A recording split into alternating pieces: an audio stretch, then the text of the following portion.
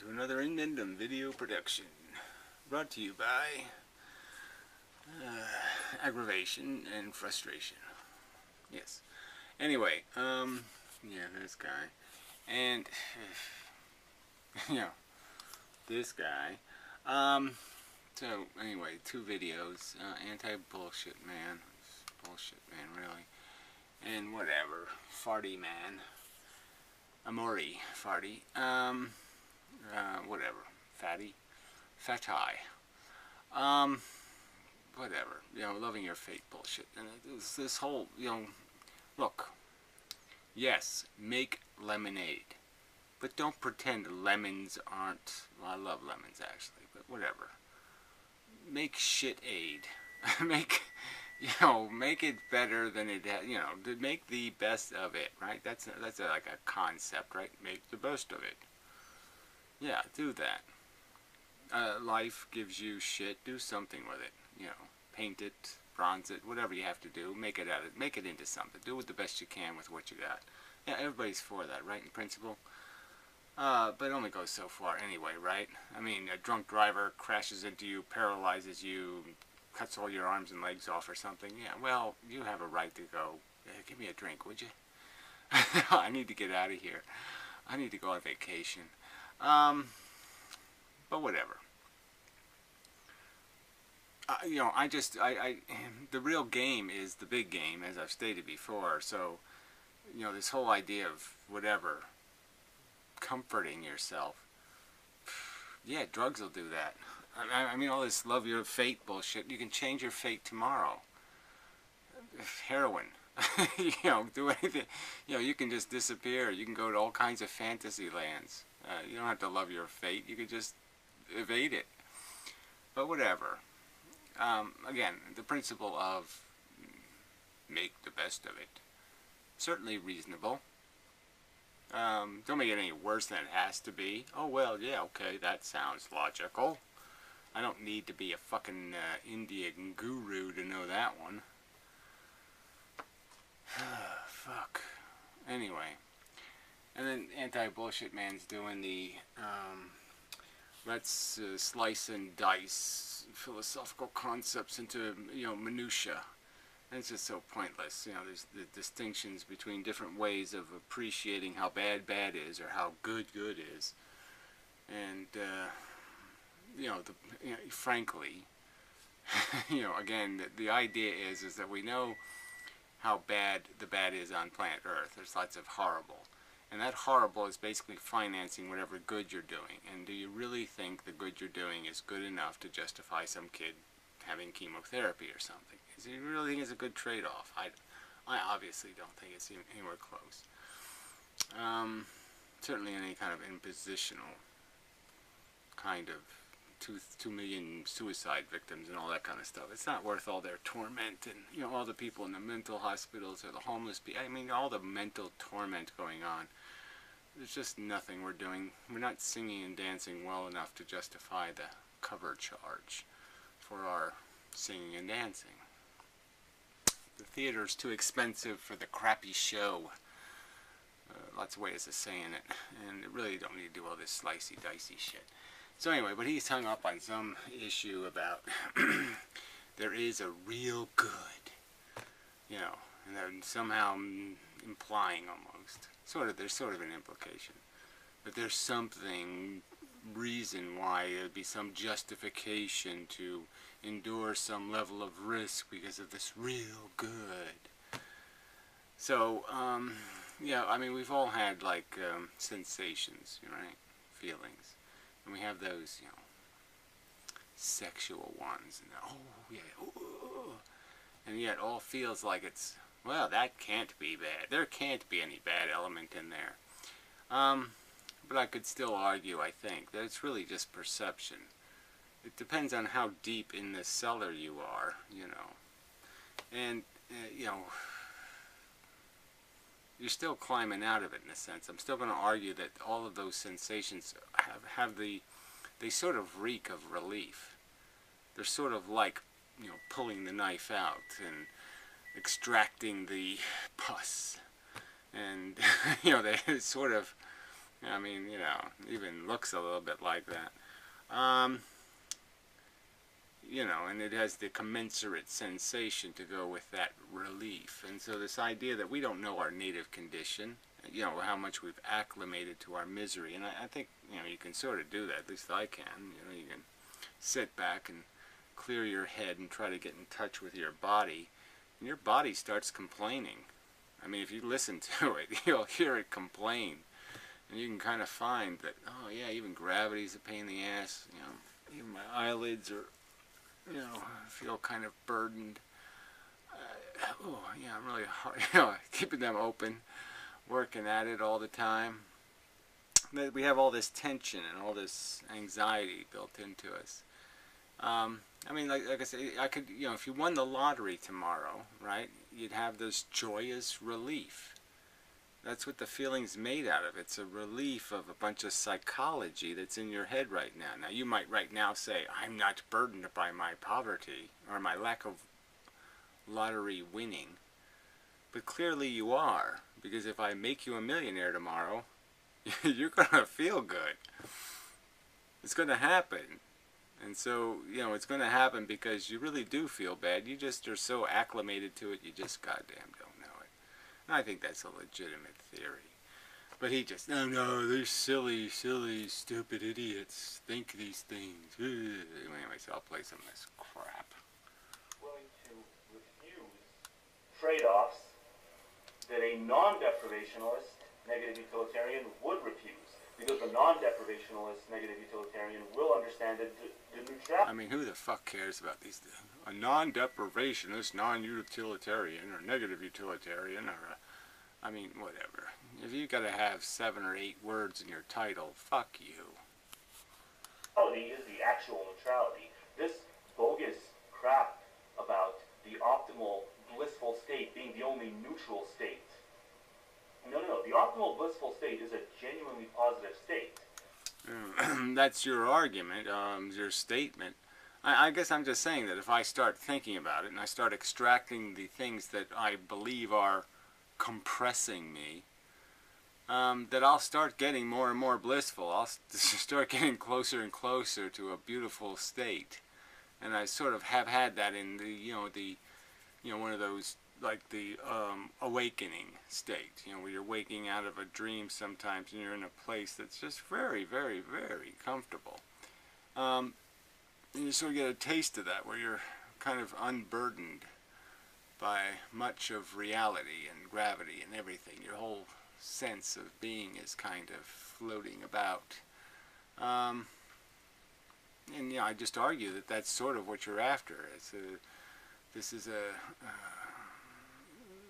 And that, again, this idea of bliss is just a condition of a chemistry. To say that there's a positive chemical state without the requirement of the negative state, I guess I'm just going to argue that you really can't need anything until you need it, till the hunger thing is created,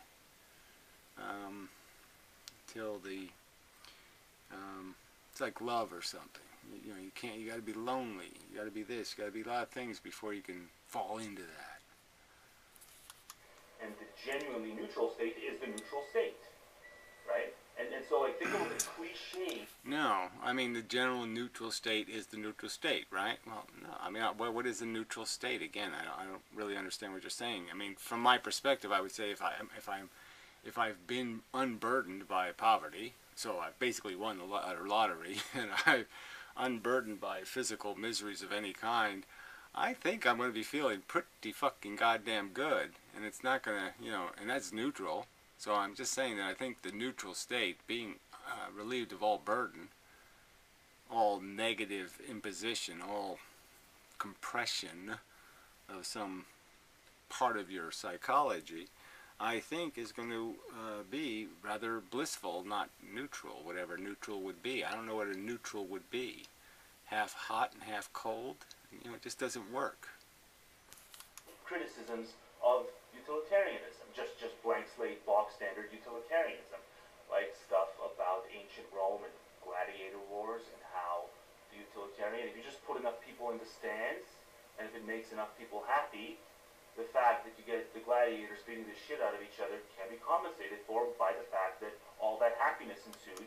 Well, well, again, that is if you think happiness is pure profit. If you don't think that the people have to first have some need to feel that comfort, and that comfort isn't already used up by them experiencing it. The happiness of the person in the fan isn't going to do the gladiator's misery any good whatsoever. It's not going to be some kind of frosting you can spread on his suffering to make his suffering now neutral or nothing. I just don't think that's rational to say. That's simply put, you use up the value of the medicine on the person you cure. The cured person can't, just because they're happy, I'm cured, I'm happy, and that somehow fixes some other person who has the misery. It doesn't. They used up their cure by being cured. So this will just get, this is just too. I mean, it's, I suppose there's some, people require this kind of parsing, but I just don't see any point in it. Your happiness does not fix somebody else's unhappiness. You cannot do it that way. You cannot say that the fancy pants elitist who's enjoying a cup of tea, compensates their comfort, compensates for the slave's misery. It's just stupid. Their comfort is already, the value of it is used up by them experiencing it. They've now put themselves in a comfortable place rather than an uncomfortable place. They're not in the field having to work, so they're the ones already benefiting. They've already used up the value of it. From them, beating the shit out of each other. But again, the moment you accept deprivationalism or anti-frustrationism, the moment you I mean, who wants to do this? Deprivationalism, anti-frustrationalism? Oh, please. Oh, fuck. Anyway, on to fucking another idiot plays with words. Sides of the same coin, right? Being indifferent, I guess, would be a Buddhistic sort of idea where you're just... Right, be indifferent. Right, your wife gets cancer. Be indifferent. Well, I'm not happy or I'm not sad and I'm not upset and I'm not anything. I'm just going to pretend it's the way it is. It's just fate. Blah, blah, blah, blah, blah. My life is ruined. It won't be fun anymore. I don't get to have any sex anymore. Blah, blah, blah, blah, blah. Whatever. Meeting everything with equanimity. Or even indifference. Yeah, no, you just figured, no, this is what I'm stuck with, so I'll do the best I can, and that's all you can do. I'll do the best I can with the city's circumstance. I won't sit there and moan and groan because that doesn't accomplish anything. But I certainly might say, gee, this sucks. I certainly might advise somebody else, hey, don't, blah, blah, blah, blah, blah, blah, because that sucks. I mean, that's the learning from experience thing. Yeah, you learn that life is a little bit too fucked up to play with, right? You live a life and you say, gee, I was lucky to survive this without breaking something or getting something or having this or having that. And look at all the things I escaped.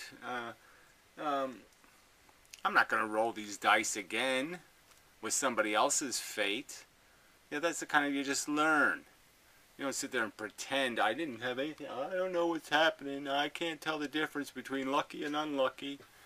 Yeah. Well, you're an idiot then. I wonder. Arguably, the Buddha was, in a way, preaching indifference, but in another way he wasn't. Well, that's clear as mud, as they say. Oh, shit. So... Baby shit. Yeah, that's almost clear. Ah. Even in a purely hard, deterministic universe. Yes, that's what we live in. A deterministic universe. Mechanical little robots doing mechanical little reflexive things based on programming developed over billions of years. La-di-da-di-da. Yes, even if that's the truth, and it is. I have the option of at least loving or hating or being... Yes, whatever. Why get emotional about it at all?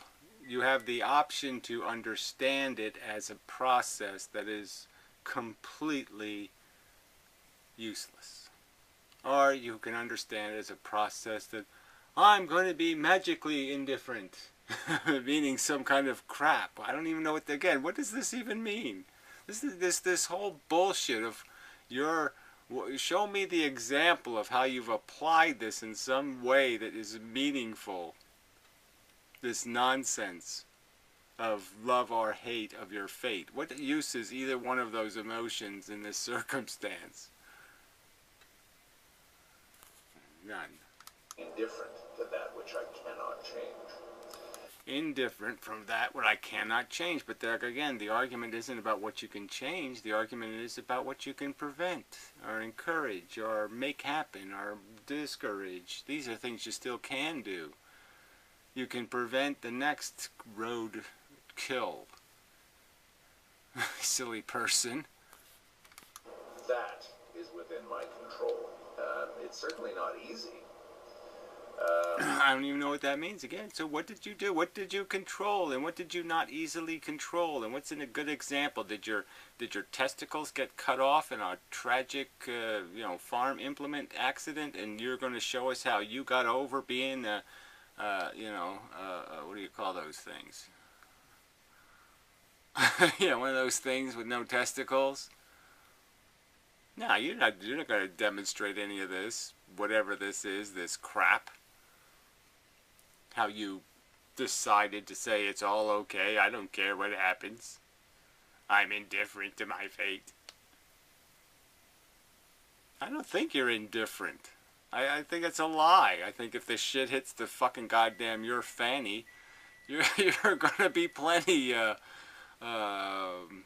distracted. And then, yeah, you might resolve to say, well, okay, this is the way it is. I'm stuck with it. I gotta make the best of it. But that's all you're gonna do. You're not gonna love it. Especially, say, if you have a fate that most people would consider wonderful, but you hate it anyway. That, I think, drives a lot of people crazy. It's that. Yeah, whatever. Another example without an example. So he just drew a picture of something that doesn't exist. This person who has a wonderful life, but hates it anyway. Yeah, fuck you. That old first world problems thing, eh? Where whatever problems people have who have enough to eat, are well clothed, and have a good future, they don't deserve to complain about any of their problems. Therefore, you're invalidated. Your suffering is invalidated. Yeah, well, whatever. That whole idea of what standard you apply to victory. Yeah, it really depends on the competition, right? So, it's like you got to just up your game. But you can see examples of that, right? I mean, like in golf, for example, right? Yeah. Tiger Woods came along and he had a little better game. It's like Jack Nicklaus did the first time. He showed up and he could do things other people couldn't do, and everybody's like, whoa, game over, that guy's going to own us. But then everybody just has to step up their game to his game, and then everybody realizes, hey, we can play even a better game of golf. And that's all that happens. I mean, sometimes it happens in very negative ways. That, everybody just turns into a monster. Like tennis. Tennis is just, it's monsters now. No little people allowed. First world problem-wise. Well, no, suffering is suffering. If you're suffering, you're suffering. You can't. Yeah. So what is all this babble about then? What are you talking about? If you're suffering, I'll concede you're suffering, and suffering sucks, and blah, blah, blah, blah, blah. So, never mind. Tell somebody else that your suffering is invalid. By the same token, if somebody loves their fate, classic example of kind of an irrational love of fate is the well-known nickname of the city of Calcutta. If you want to talk about, say, the poorest and most squalid human life can get, go to the slums north of Calcutta. Yeah, whatever, exactly. So, and what? And these idiots, these morons, are having babies in the middle of this scum and sludge and shit and crap. Because why? Because they're stupid, no other reason. Because they're sadistic and masochistic. We'll see just as bad as human poverty and degradation.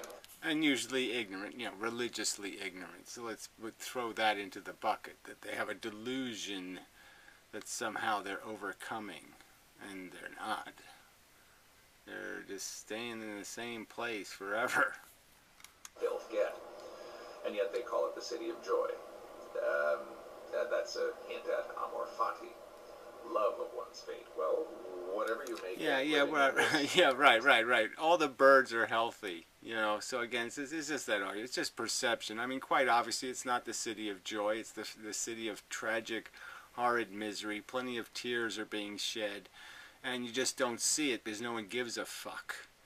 So it's like the birds. The birds don't get to go to the hospital. They don't go to the doctor's office. They don't do any of that shit. No, if they have the least little bit of a flaw, they get eradicated and consumed by the environment immediately. They don't even get a chance to fucking goddamn complain.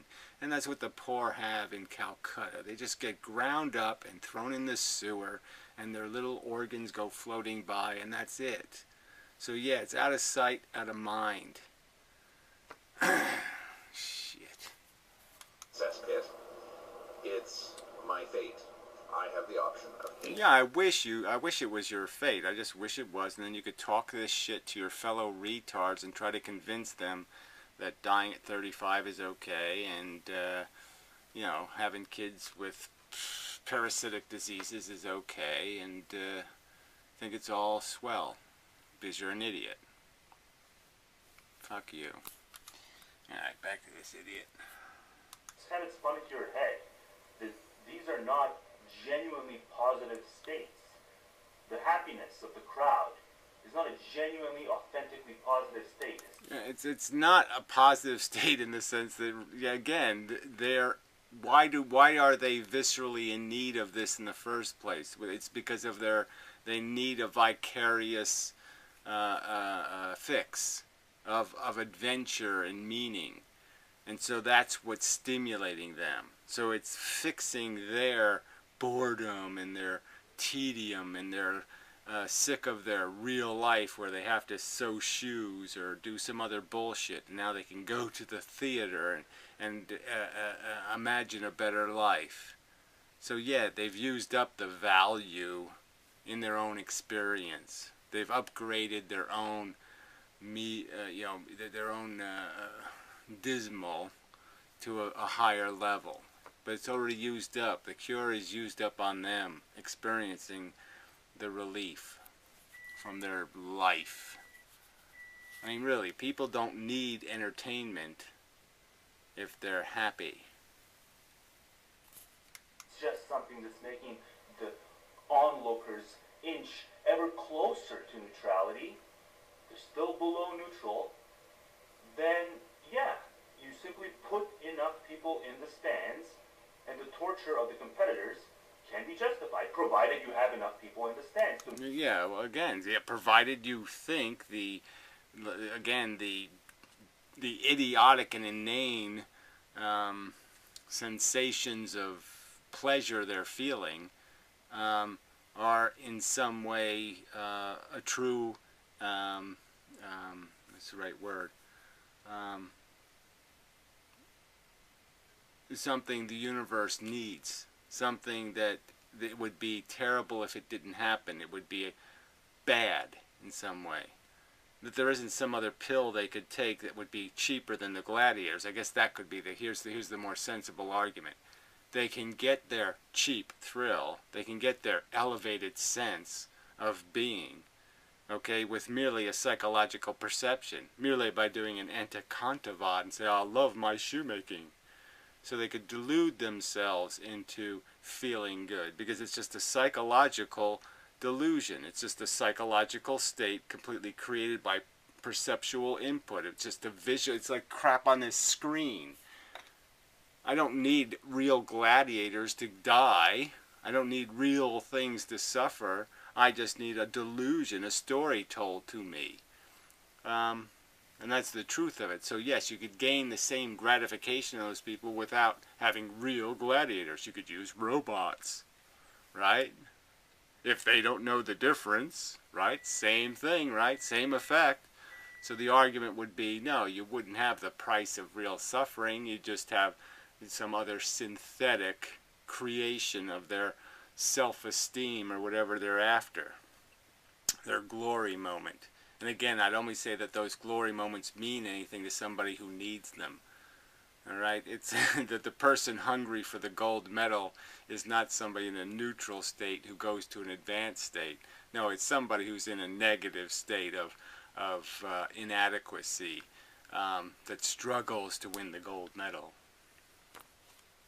Make up for that severe level of hardship the competitors are enduring. So again, how can negative utilitarians reconcile the idea that there's anything different between their avoidance of this utility versus the positive utilitarians' pursuit of utility, right? So the avoidance of this utility... Well, whatever this utility word is, I don't know how it's very useful. Utilitarian is really just in the purpose of, you know, the only thing you're utilitarianly evaluating is the value of suffering in the end, and the real point is that first do no harm, first get rid of the negative, because we have no real proof that this positive you say exists really exists, that it's really not made out of a negative converted, that you're not just really popping a pimple. Utility for the negative utilitarian, there's supposed to be a delineation there, where we say what we do is we pursue the avoidance of this value. Whereas the positive utilitarian... Well, again, you know, it's just your rhetoric's not gonna, it's just not compatible with my notions. I mean, disvalue. What is that? Yeah. So, well, enough. We'll do a little more Andikanta about it. Get the fuck out of here. Or I had the option of loving it. Which one should I avail myself of? You know, in terms of my own advantage, what's best for me? What's best for me? So there we go again, another Holiday line. What's in it for me? So again, that's the end of his philosophy. His philosophy is that limited in the first place. He doesn't equate. What's the consequence on the other sentient beings I'm interacting with as part of the equation? And again, what is it? Does this really mean anything? I'll love my fate. Oh, okay, I just got two compressed discs in my back, and he's saying, well, you have a choice. You can love it or hate it. You don't have a choice. So this is just fucking bullshit. Shut up. Anyway, yeah, we just jumped. See what the end is. See what how this all comes to a conclusion. In that world. You would sort of say, okay, that's a little bit irrational because you know that you're living in a dump, therefore you want to improve it. You know that your footprint in terms of improving everything is going to be minimal. And yet... Well, again, so that's another one of his arguments to try to justify his surrender and his retreat from reality, is this argument that somehow you can't change anything, or you can't fix anything, or you can't make any differences. And of course, that's just a lie. You certainly can't if you don't try. So yes, not trying will guarantee your failure. You love the situation anyway. Okay, you can say, well, that's crazy. Fair enough. Maybe. But it's no... Okay, well then I guess you're done. If it's a maybe you're crazy, then maybe you should try harder, because, you know, making the argument that maybe I'm just being crazy, well, then maybe you ought to fix it so maybe you're not being crazy. Maybe you ought to take maybe out of the equation. Crazier than railing against that which is equally unchangeable. Well, again, equally unchangeable. So again, this inane notion that we can't fix anything, we can't prevent anything. He couldn't stop himself from making babies. None of this is preventable. No, no, no. We can't act at all to fix anything. What a crock of motherfucking lame shit. Hating it and never accepting it. Not applauding a bad performance. Yes, that's right. Acknowledge failure. Acknowledge when you smell like ass, and you smell like ass, buddy. You just admit it. Okay? Fuck you. roach. Would you consider it sane to refuse to accept that which is absolutely inevitable? Well, there you go. It's absolutely inevitable that the slums exist and that this happens and that. No, it's not absolutely inevitable in the sense that, yes, it's going to, the world will unfold, and it will unfold based on what kind of notions are in our heads, right? And so if you convince everybody not to show up for the war, then yes, Adolf Hitler wins and everybody's a Nazi. And all the Jews are dead and blah, blah, blah, blah, blah. Yeah, that's how it works out.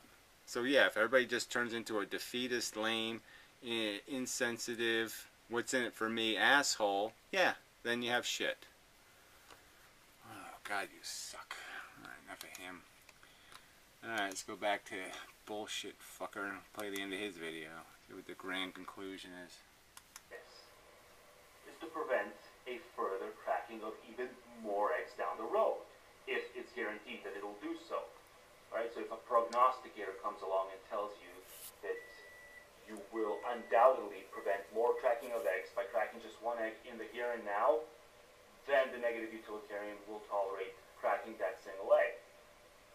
Will not. Yes, it's logical to torture one person to prevent 1,000,000 people from enduring an equal torture. If that's the guaranteed two worlds you get a choice of, one person tortured or 1,000,000 people tortured, yeah, you have to choose the one.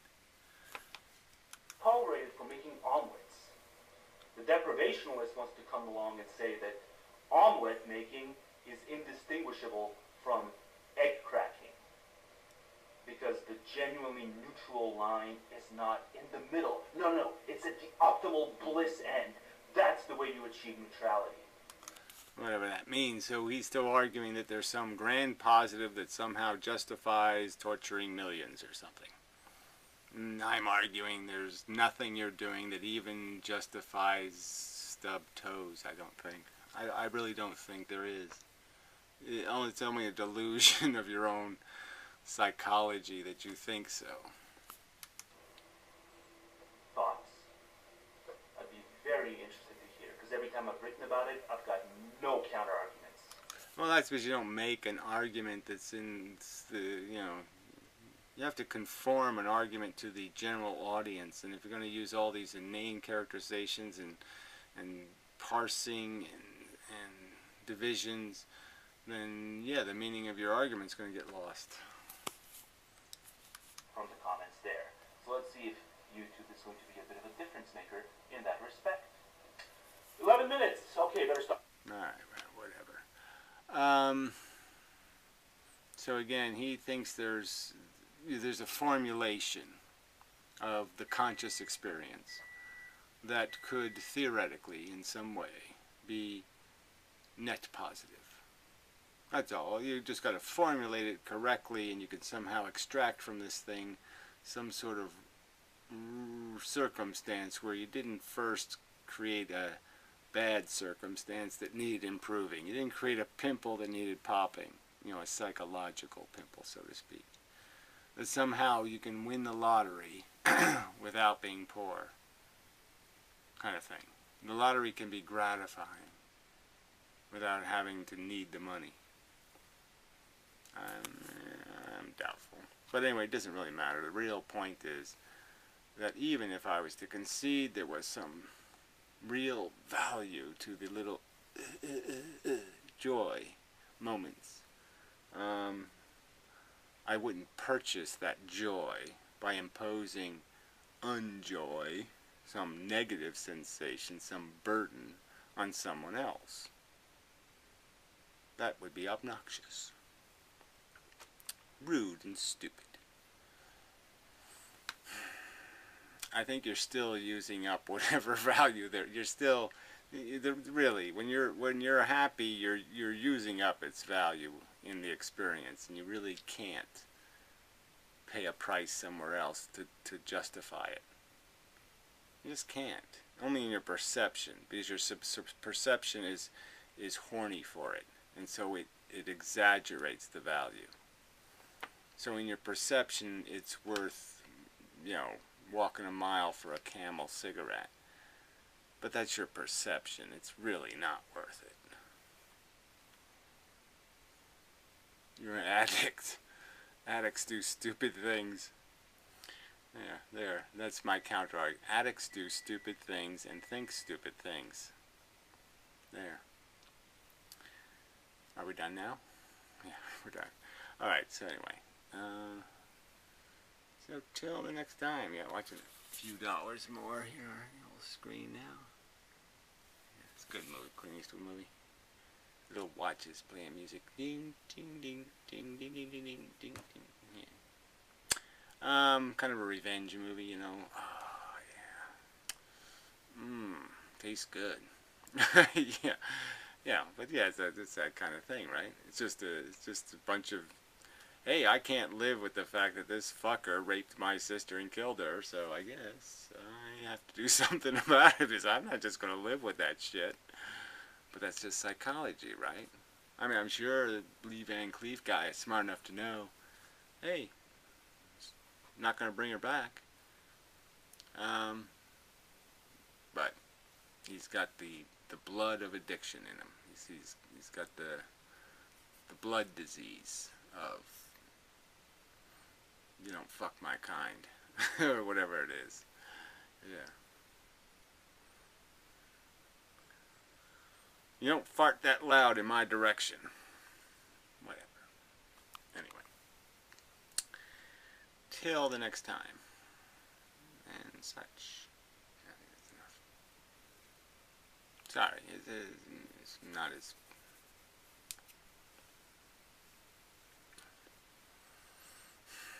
Yeah, it was an adequate video. So, yeah, I won't critique it. Could have been better. But it'll have to do. Piggies. Anyway, till next time. Yeah, I think that's all.